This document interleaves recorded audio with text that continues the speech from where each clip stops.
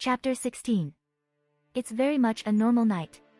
The sun had set quietly, and the night had slowly gone on with no interruptions. The stars littered the night sky above, uncaring of what horrors the world it shined down upon carried. Watching all that, Zoken can only smile. Another day had gone by in the life of Matu Zoken, the currently and only living member of the falling Matu lineage. Sadly, he was not picked by the Grail to join in the battle, but that was fine. Silently, he basks in the moonlight seeping in from the windows, resting as he lets the worms from his pit slowly generate the needed OD to keep his elderly form alive. Tosaka Sakura had been a wonderful find. Though not as strong as her sister, she is very much a daughter of the Tosaka, and her magic circuits are many and of high quality. She'd been bleeding then, laid down by the roadside with blood quickly pooling around her. Her eyes were lifeless, her breath shallow, and on his whim he decided to take her in. Perhaps it would have been a mercy to the girl if he'd left her back then. Sadly, he isn't much of a moral man. Shaking his head, he pushes away the odd thought and looks back to the night sky outside. It's quite the beautiful night, isn't it? It is. He hears a slow, reluctant answer. Zoken smiles as he stands and turns, seeing for the first time one of the intruders who'd gone into his compound. And he was very much surprised. Who stands before him is a normal girl, with light brown hair and green eyes, wearing clothes none too impressive. Her magical strength however far outweighed many he'd seen in his lifetime, easily matching the League of the Servants of the Throne. The OD pulsing within her leaks into the air, creating an invisible pressure keen on pushing him down against the floor. Welcome. I hope you enjoyed the bugs I left for you. He sees her face wrinkle slightly in disgust, and he smiles. It took me years to cultivate them. Sure. She says, uncertainly, her grip on the staff in her hands tightening. Strange, why is she so cautious before him? With her strength, no magus like him should pose a threat. Ah, so that's it. He smiles, with the wisps of shadows around him coiling, twisting like 1,000 snakes waiting to pounce their prey. The girl clearly notices them, her green eyes flashing to a bright ocean blue. The heavy presence the girl carries with her is opposed by a new one dark and malicious. One coming from him. I wondered where Assassin was. She begins, her eyes set on him. Now I know. So you do. His elderly body begins to melt, falling onto itself and melding into the shadows. Then, out from them comes a young man, with slick black hair and dull gray eyes, wearing a strange white uniform with a yellow scarf tied around his neck. He smiles kindly, though his eyes say otherwise. I suppose I should introduce myself. I am Erebus. At the mention of his name, the girl's eyes widen, as if a puzzle had just fallen into place, and she quickly backs away. Her staff shining with brilliant light. In truth, he is not Erebus. The true Erebus is darkness, a primordial deity existing before the world. No matter how twisted and tainted the Grail has become, it would never summon a deity as strong as it, especially one as obscure and information-starved as Erebus. But at the same time he is Erebus. He is a beast created by the wishes of mankind, of their want and desire to attain death. He is the one who had crawled out of the abyss of time to touch the goddess of night, to bring about the fall and fulfill the wishes that had given him form. He feels quite nostalgic honestly. The light shining from her is far brighter than many he'd seen, perhaps even rivaling the light from the boy who'd sealed him behind that golden door. Memories foreign and familiar rise within his mind, and he can't help but smile. He'd fought long and hard to bring about the fall, but that boy had stopped him, and that strange elevator attendant had continued to foil his plan. Now, Ungra Mainyu had called upon him to initiate the end once more, and he shall not fail. The shadows around him grow, and at his command, they rush forward. How deep is this place? It's been 10 minutes. Yeah, 10 minutes since Shiro first descended into the basement and felt all connection to the real world cut off. The stairs soon stretched into a long hallway, and he began to wonder if he somehow stumbled into a maze-like bounded field, but the sheer scale made him think otherwise. As Merlin said before, no normal magus should be able to do this. Not only that, large insect-like monsters roam the halls, becoming hostile as soon as he comes into their sights. Thankfully, he can bolster his speed and kill them before they can act, but with the seemingly endless number of monsters filling this place, it's beginning to strain his prana to continuously draw upon his OD so often. As of now, he's rushing forward with the Kojiki Kayamitsu held in his hands and Okita's favorite Haori draped over his shoulders. It's something he's come to call spirit embodying, with him infusing the essence and memories of a certain individual he has in his mind and bringing it onto his body, though he's only using a weaker version in an effort to reduce his prana usage. It's also why he can only use it with Okita, as she's the one he's had and used for the longest. The way it happened and the mechanics behind it are rather complex, and Merlin said that she'd rather not explain herself, so he left it at that. Though she did say that he shouldn't mention this to other Magus, stating that they'd maim his body and open him up for research.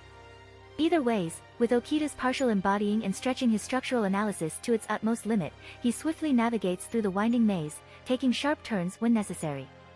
Currently, he's headed for the next set of stairs he's spotted in the distance while making sure to avoid the insect monsters as much as he can.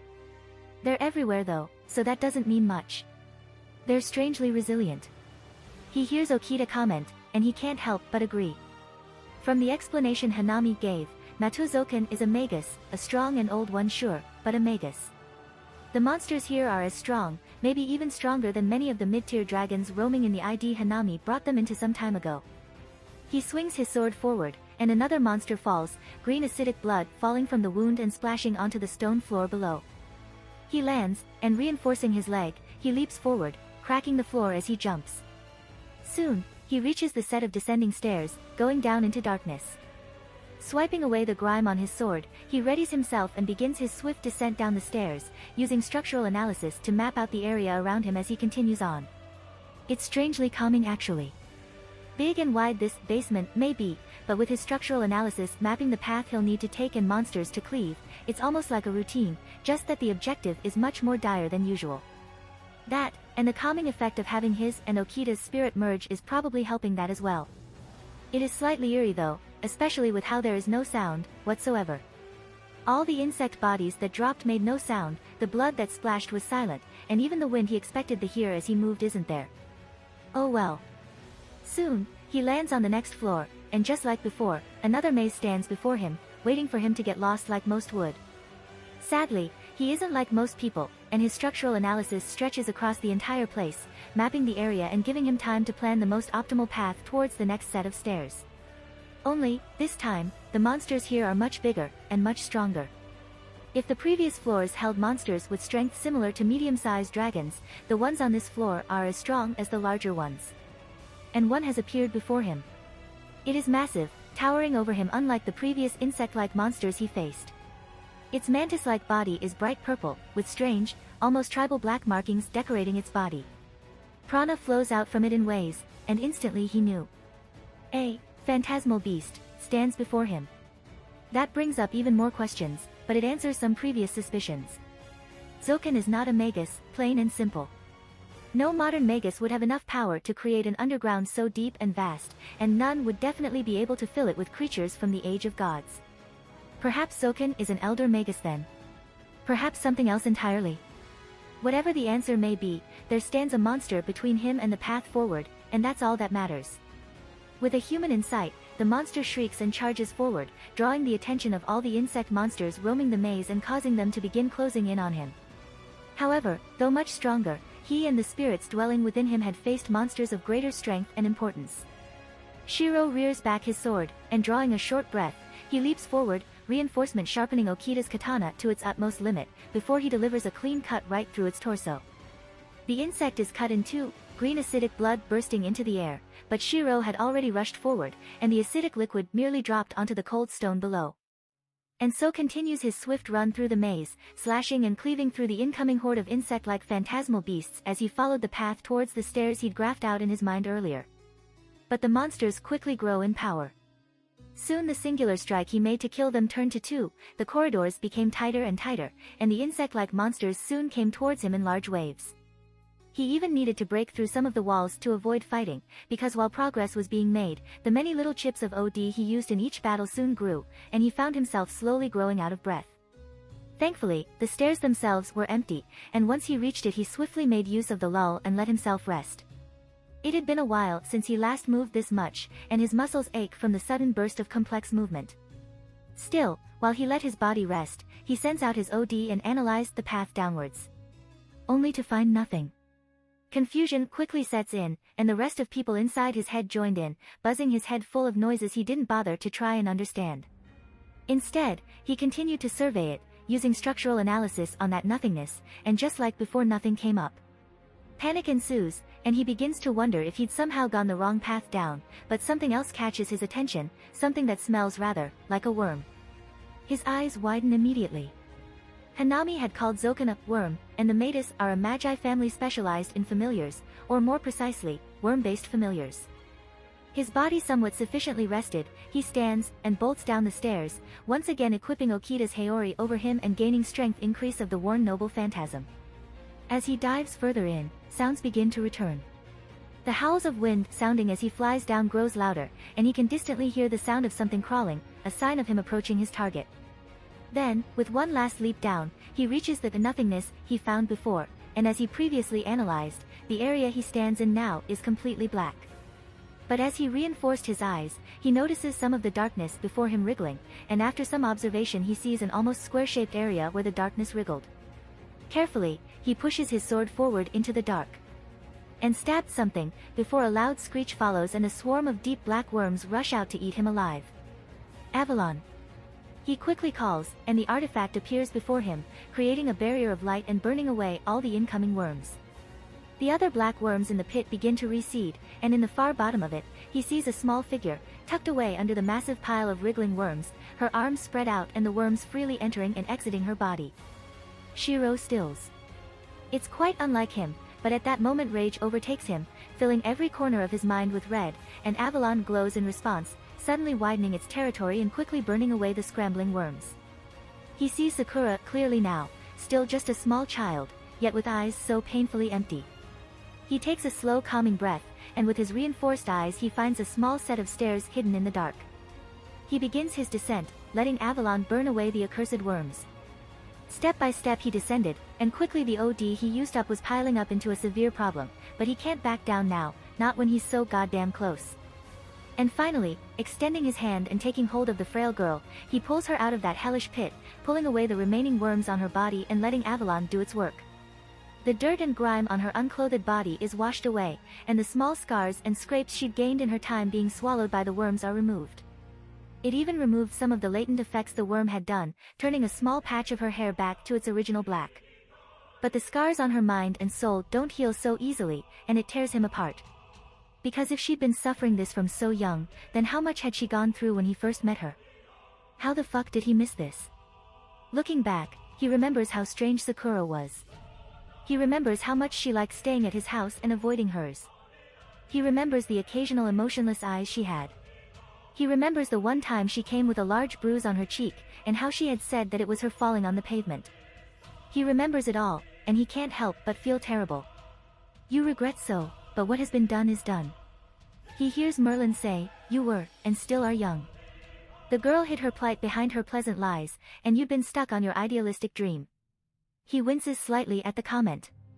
He'd already seen the broken ending his dream would lead him to from EMIYA, but he can see that he'll never truly reach it, not if he couldn't even notice something as vile as this. With regret still weighing on his heart, he turned to ascend back to the surface, but stopped when he noticed the strange yellow fog lining the abyss floor. Furthermore, the black sky above is no longer empty, now filled with strange, blinking orbs, decorating the sky like a blanket of stars. He hears something crashing behind him. Shiro, Okita whispers, her voice shaking. Another crash sounds, and another, and he soon realizes that they are steps, coming from something enormous enough to make such a loud sound. It seems the beast has awoken. An aura of dread falls upon him as the thing behind him takes another loud step, sending the yellow fog under him flying away. Cold sweat pours down the back of his neck, the hairs on his skin standing. He'd faced corruption. He'd seen hell. But the thing behind him is unlike any other. Slowly, he turns around, and before him stands a beast, far larger than anything he'd ever seen. Its horse-like body is completely black, made of a strange wisp-like substance, causing its body to look strangely fluid. Two heads sit atop it, each with glaring red eyes and teeth eternally shaped into a wicked smile. Structural analysis fails to understand, but he doesn't need it. The beast standing before him is human, perhaps even far more human than him. Intrinsically, instinctually, he knows it, understands it. For what stands before him is Erebus, the beast of humanity, molded by man's wishes of death. It's already quite a harrowing prospect, especially considering Shiro is only a single person, but his already somewhat drained OD pool dipped his chance of survival further than he would have liked. He can't feasibly run away either, as the stairway leading back up to the surface seems to have disappeared into the darkness.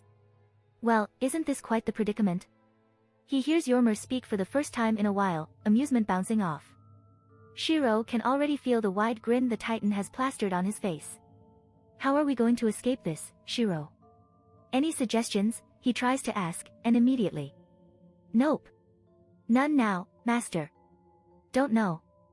3 voices sound at once, and he can only groan as he summons the Kojiki Kaimitsu, Okita's Haori following suit and appearing over his shoulders. Might I be of assistance? Merlin says, her voice still as light as ever. Shiro nods, and Merlin happily continues. The beast before you is Erebus, and though the inhabitants of this world would call it a phantasmal beast, in truth its origins are much bigger. This world. It is a beast that knows not of death, for it had been given birth and kept alive by the whims of humanity. As long as humans live, it too will continue to live. But what if we brought it to a place where humanity doesn't exist? What? Shiro blinks, surprised, and then blinks again at the outlandish idea, and how they could even accomplish something like that. The only thing he knew could do that was kaleidoscope, the second true magic, and he definitely didn't have something like that. What a terrific idea, Archmage. Yormer shouts, and he can distantly feel Sasaki and Okita nodding along, which only leaves Shiro as the one clueless. Of course, Shiro being Shiro, he doesn't quite get it, even with Avalon pulsing within him and Merlin's explanation repeating in his head. Oh, for goodness sake. He doesn't quite get a say in as Avalon suddenly manifests before him, shining brightly and illuminating the darkness of the void. Erebus stops for a moment, staring at the impossibility before it. Garden of Avalon. Avalon gives another shine, before light pours out, swallowing everything and forcing Shiro to close his eyes. The sickly, foreign feeling of the void disappeared, instead replaced by a gentle breeze, like the wind in the dawn of the morning. Slowly, he opened his eyes, and he's greeted by a familiar, flower-filled world. Ah. He finally says, the puzzle he couldn't quite solve finally clicking into place. I can see why Hanami called you a swordhead now. Merlin mutters in annoyance, her hair flailing slightly as she shakes her head. Shiro only scratches his cheek in response, feeling somewhat embarrassed. At least I'm good with swords. Whatever. An idiot you might be, but you at least have a brain, much unlike those idiot Saxons. Shiro winces slightly at the comment, but he lets it slide, instead turning to Erebus, who's looking around at the flower-filled world with confusion, its glaring red eyes narrowed. Shaking her head, Merlin looks up to the beast, her trademark sly smile back on her face. My, you seem confused, Erebus. How does it feel to be in a world where no humans can stand? Wait, what? Shiro nearly asks, but then he remembers his previous conversation about the topic, about how Hanami has evolved beyond being human and he's following in her footsteps. He just didn't expect it to be this fast. Coy Merlin may be, but she doesn't lie, and after some probing around himself, he too found himself surprised. Though he knows only the bare minimum to make him a magus, he knows that one's magic circuits are permanent, unchanging, and eternal. Then where the hell did the other 13 circuits come from? Why are they suddenly of better quality? Why can he feel the beginnings of a magic core inside him? And why the hell did he not look into this before? I guess I really am a swordhead. Either ways, its numbers are still nowhere close to Hanami, or even to Tosaka, and their quality are still average, but he's increased his OD pool, and that's quite strange. Then again, he has 2 heroic spirits, a Titan, the sheath of ever-distant Utopia, and Merlin of all people resting inside him, so everything about his life is strange. Erebus continues to look around, but then its eyes settle on Merlin, and the red of its eyes seem to impossibly grow red. Merlin smiles at it, but quickly summons her staff to her hands and hits away a shard of ice, sent flying at her just fractions of a second ago. The ice bounces right off the staff and into the ground, creating a large hole before it finally stops. Now, why don't we start, Shiro? Merlin says, smiling, before it slips to a sigh. Is what I want to say, but I'm quite tied at the moment. I must maintain the garden at my own expense, so I fear I may not be able to move much. Do not worry however. Still I may be, I'm not defenseless, okay? Now go and take it down, hero. She says, and he stares at her before giving a small reluctant nod. Be careful Shiro. That ice shard, it was almost as fast as us. Okita says, and he nods. If what Merlin says is true, then Erebus can no longer evade death, but there are still countless more problems he still needs to deal with. Taking a deep breath, he reaches deep into his soul, and his magic circuits flare to life, the depleted OD somewhat replenished by Avalon's effect. His red hair turns a pinkish white, his golden eyes shift to a pale yellow, and the rest of his clothes change, now too wearing the hakama and shorts below Okita's beloved Haori. The shine of his katana brightens, the life and soul of it re-established. How long can we hold? Not long. With Merlin occupied and that beast being brought into Avalon, your regeneration has been slowed. Okita states, her voice now soft yet stern, carrying the strength held only by captains and warriors of old. All tactics are viable, but I do not suggest using Uriel's noble phantasm, at least not instantly. Alright then, he nods, and he can feel her nod back, a confident smile on her face. Let's do this. Shiro tenses his legs, and with a powerful kick, he launches himself forward, past the storm of hail raining down from above. Flowers under his feet bloom, sparkling with magical energy and cloaking Shiro, deflecting all the tiny and nearly invisible shards of ice that Erebus had created around it. Erebus sees the human quickly advancing, passing harmlessly through the veil of ice shards it had placed around it, each with enough magical energy to blow a human apart from the inside. As ice is useless, fire comes next. Suddenly, the flowers around it shrivel and burn as heat surges outwards. Fires of old flare from Erebus' body, burning everything it touches, comparable to the fires of the Great Extinction. Shiro, being who he is, tries to rush right through, but with no flowers under him, the protective cloak the flowers granted him disappears, and though his body is bolstered by Okita's Saint Graph, it was still not enough to defend against the flames of humanity. Pain shocks through his system as blisters form on his skin, but he pushes onwards, using the wind he created from his speed to blow a narrow path through the hellfire. He pulls his arm back, and with Okita's sword pointed forward, 3 narrow strikes are made, launched at the exact same moment. Surprisingly, the attempt works and the wind from the noble phantasm blows away a small portion of the fire, creating a path just big enough for him to dash right through. In the distance, Merlin can only sigh at Shiro's act, before continuing to maintain the Garden of Avalon as best as she can. Now that Shiro's passed the wall of fire, him and Erebus are at arm's length, and Shiro readies another shot of his noble phantasm, aiming it right at one of its legs. Erebus' red eyes continue to glare at Merlin, though it too now took notice of the human quickly approaching it. Well, that is fine for it. For if the flame is too small, wind shall flare it to a forest fire. With a tap of its hooves, an array of tornadoes form around it, forcefully pulling both Shiro and the fire around it. Already carried into the air, Shiro fails to stab his sword into the ground to hold him down, but in a flash of inspiration, he quickly snaps out of his spirit embodying, and summons the Manahoshi Zao into his hands. With the longer blade of the katana, he stabs the blade into the dirt and forcefully pulls himself down, using the blade as a lifeline. Still, without the increase of power from Okita's Haori, cuts caused by the turbulent wind begin to form all over his body. Small as they are, but the sheer number of them begin to cause a problem, and the tornadoes trying to pull him back haven't stopped. So, reinforcing his arm to its limit, he does a literal leap of faith, using the stabbed katana as a makeshift leaping pole to launch himself up towards one of Erebus' heads. Clearly surprised by the human's sudden movement, it opens its mouth, and from within a bright ball of light begins to build up. That's Dash. He swiftly summons Uriel in front of him, using it as a shield to block the beam of condensed electricity it fired from its mouth. Shiro winces, feeling some of the muscles in his arm begin to tear as he holds Uriel forward. Lightning crackles all around him, zapping some of his skin and turning it to an ugly black. It doesn't really hurt though. He's suffered under Hanami's electricity, so this is nothing. With a shout, he knocks the beam away and jumps from Uriel, finally rising above Erebus and landing on the back of its head. Erebus roars angrily, and shards of ice shoot out from every part of its body, creating more cuts all over, with one particularly large shard stabbing into the right side of his stomach. But he endured, and summoning the Manahoshi Zao once more, he takes a deep breath, drawing upon the collective experience of the swordsman that held this unremarkable blade. Who is Sasaki Kojiro? A wandering swordsman? A teacher? An assassin? A dreamer? Perhaps a master swordsman, perfecting his craft? A warrior, ending his life at the tip of his blade? Or is he the savior of France, slayer of dragons?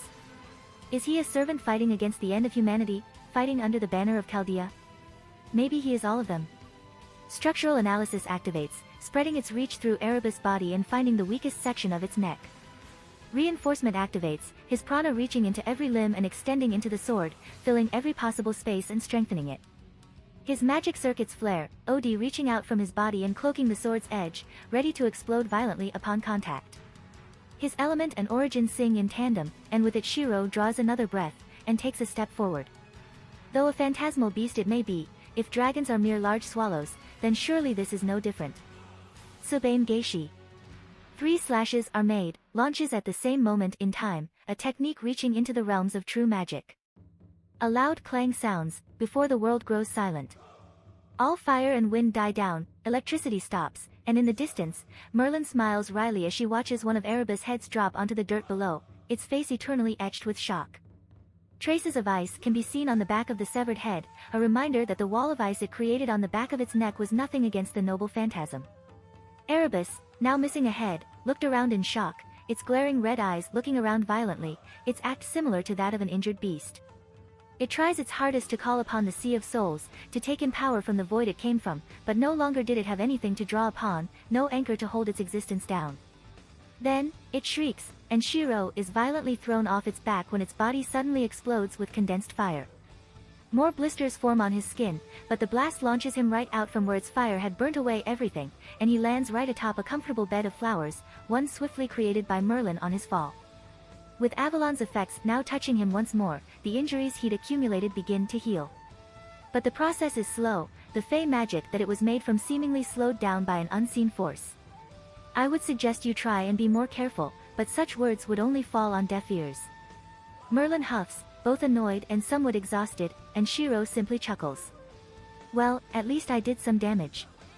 He quips back, and Merlin smiles. That you did. Anyways, what do we do now? Shiro asks, staring at Erebus as it continues to look around frantically. The 4 elements it controls spark all around it, uncontrolled and wild, and a strange, ominous black aura radiates from its body, causing any flowers that tried to grow around to wither and die, before turning the dirt itself into a black, lifeless husk of what it was. Despite that, the elements seem far weaker, its movements slower, and it even looks like it's limping.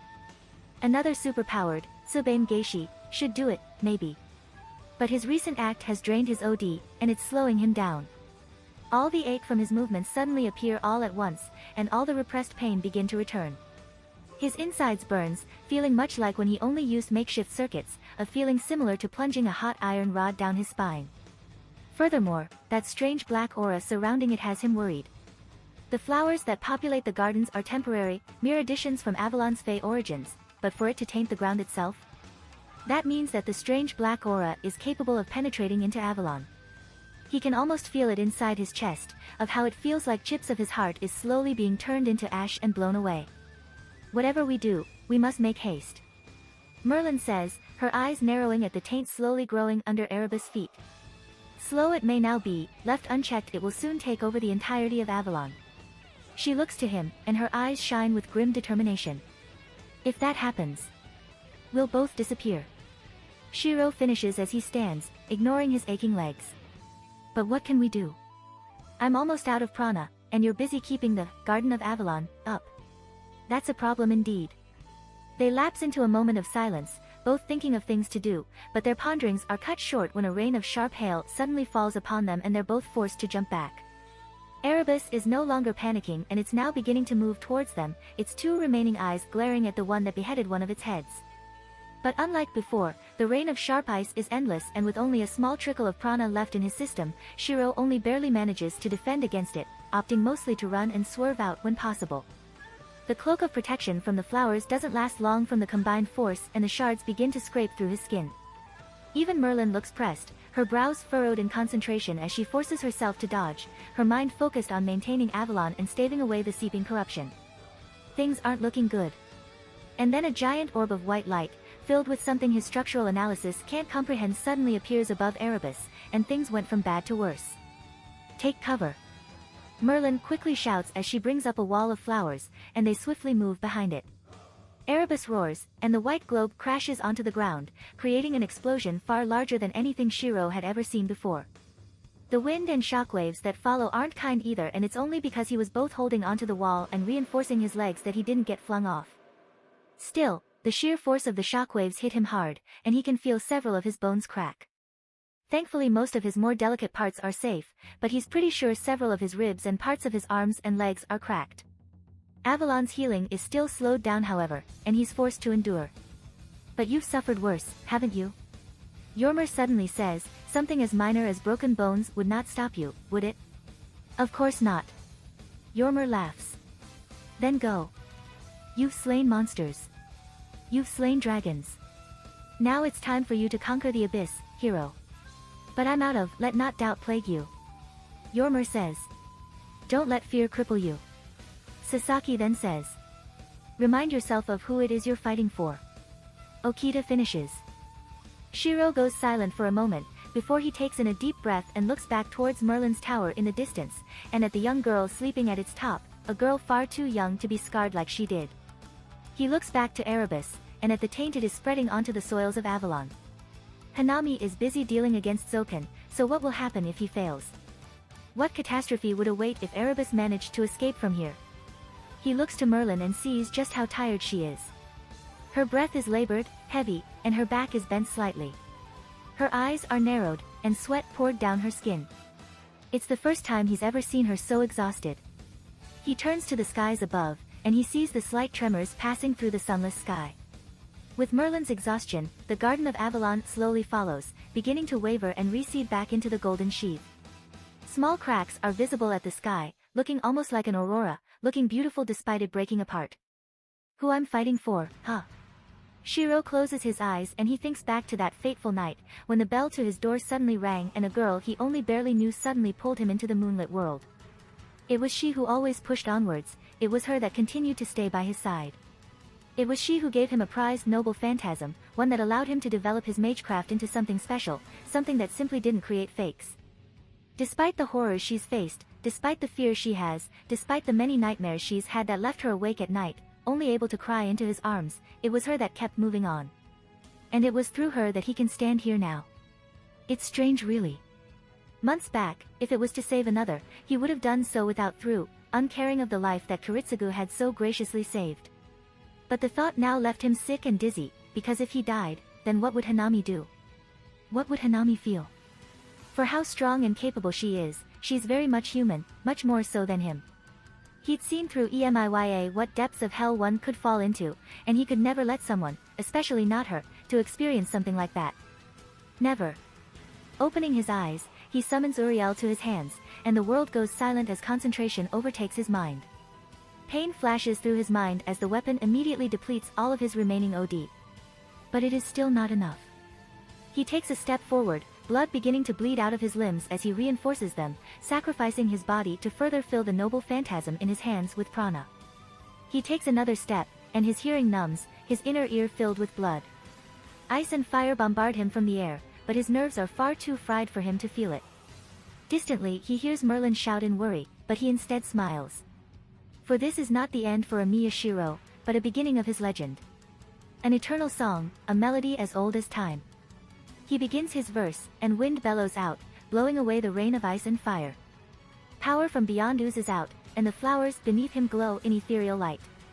Merlin stares in shock, and Erebus glares as he roars, sending winds and storms with the power to level ancient gods.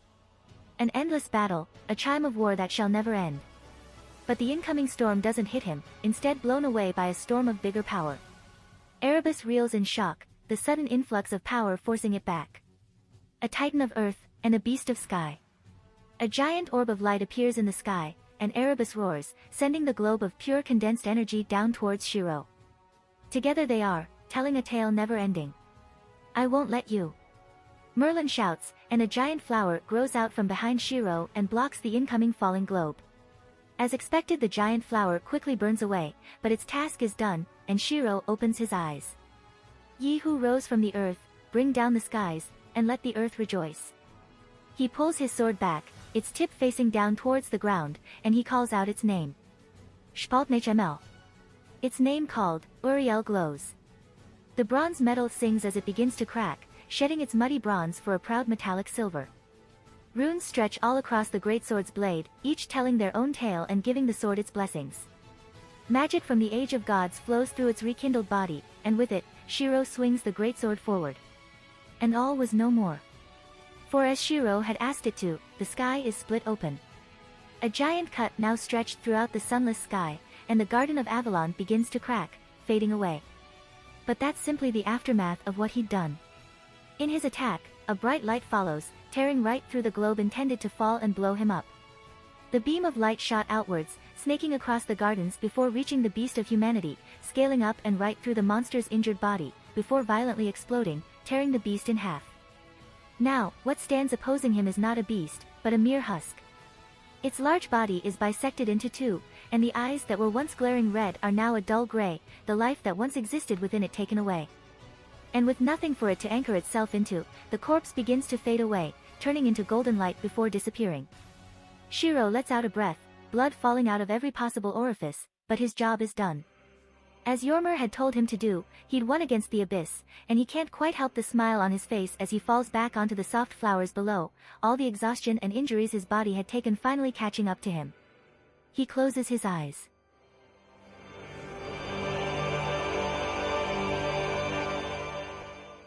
If you like this content, don't forget to like and subscribe.